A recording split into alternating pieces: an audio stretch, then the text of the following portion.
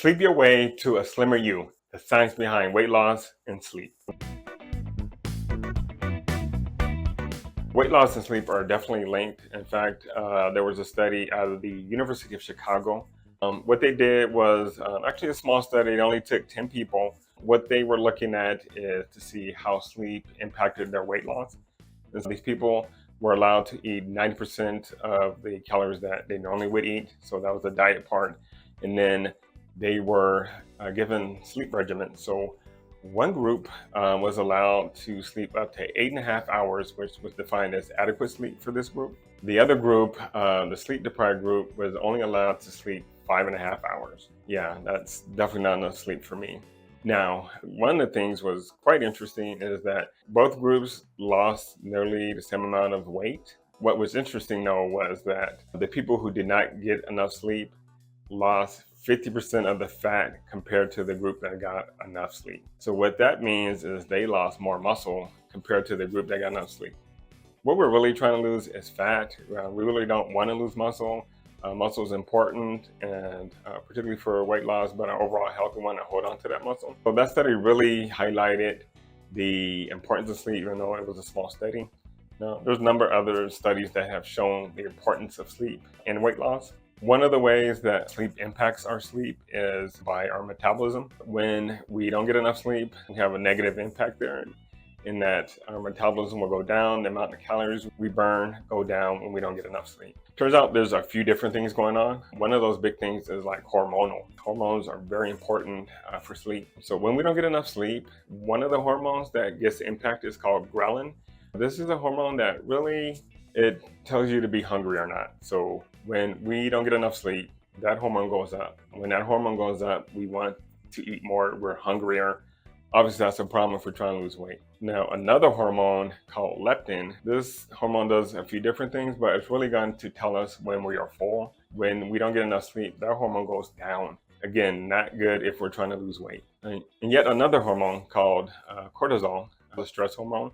So when we don't get enough sleep, that is stressful to us. So this hormone is going to go up. One of the things that cortisol is going to do is essentially make your body want to hold on to fat. That is the opposite of what we're trying to do if we're trying to lose weight. So we're battling those things when we don't get enough sleep. What can we do to make sure we get enough sleep? One of those things is as simple as tracking. And tracking be really just writing it down. Write down the time you go to sleep. Write down the time you wake up. What we want to be shooting for is 7 to 9 hours of sleep. Some people need less than 7 hours. And actually, we have a video on the channel on how to figure out how much sleep you should get.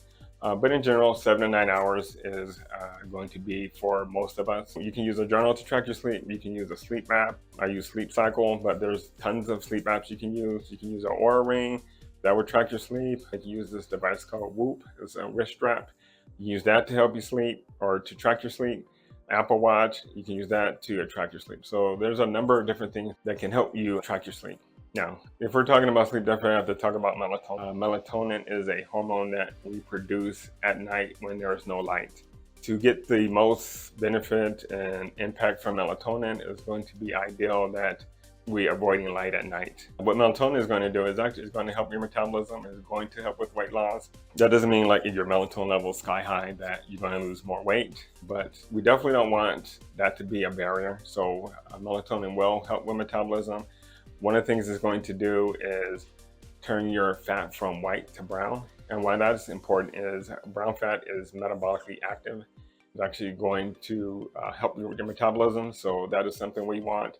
Melatonin is also anti-inflammatory. It's something else we want if we're trying to lose weight. One thing you can do to help with melatonin production is to have the room as dark as possible. So blackout curtains work great. For some reason, you cannot have blackout curtains. Your partner has an issue with it for whatever reason. A sleep mask is a very good second choice. So I've had a number of clients who've had sleep issues, but one of the things that commonly comes up is eating late or eating in the middle of the night. And does that have an impact? Well, yes, it does have an impact, particularly if you eat a high fat an hour before you go to bed. It's going to do a couple things. One is it's going to make it harder for you to fall asleep, but also it is going to increase the chances that you wake up in the middle of the night. And so Those both can have an impact in the amount of sleep and the quality of sleep and impacting those hormones we just talked about. At a minimum, I suggest to my clients to not eat anything a couple hours before you go to bed, ideally 4 hours. The added benefit of that is added fasting time. So if you sleep 8 hours plus 2 to 4 hours, that's 10 to 12 hours without eating. That's good for your health in general, but definitely that's going to help with our weight loss journey. Those are some of the basics regarding weight loss and sleep. And what you can do about it is to track your sleep, make sure that the room is dark as you can possibly get it, not eating 2 to 4 hours before you go to sleep, and then to really pick a time that you normally go to sleep and normally wake up so that you train your body to wake up at a certain time. So if you found this helpful and you want to hear other information like this, please subscribe. We'll see you next time.